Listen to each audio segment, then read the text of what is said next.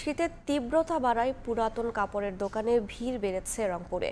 নিম্ন আয়ের পাশাপাশি মধ্যবিত্তরাও এসব দোকান থেকে গরম কাপড় কিনে শীত নিবারণের চেষ্টা করছেন।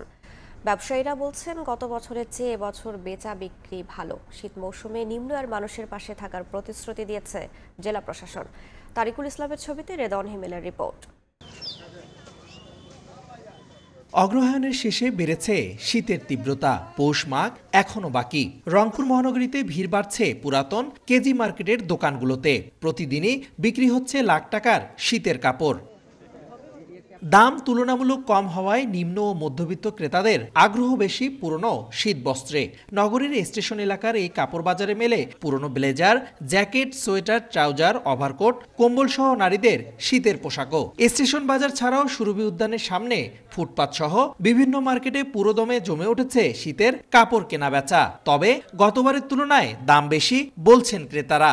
এখানে মানে কোন জিনিসের দাম আর কি একটা রিজনেবল প্রাইসে পাওয়া যায়। মায়ের জন্য এখন সোয়েটার খুঁজছি আর কি, বাসায় পরার, কিন্তু দাম বেশি যাচ্ছে। ব্যবসায়ীরা বলছেন, এবছর শীত একটু আগে ভাগে নামায় এখন পর্যন্ত বিক্রি ভালো। তবে পাইকারিতে দাম বেড়েছে এমন অজুহাতও দিচ্ছেন তারা। যেখান থেকে আনি সেখানেই রেটটা বেশি আছে।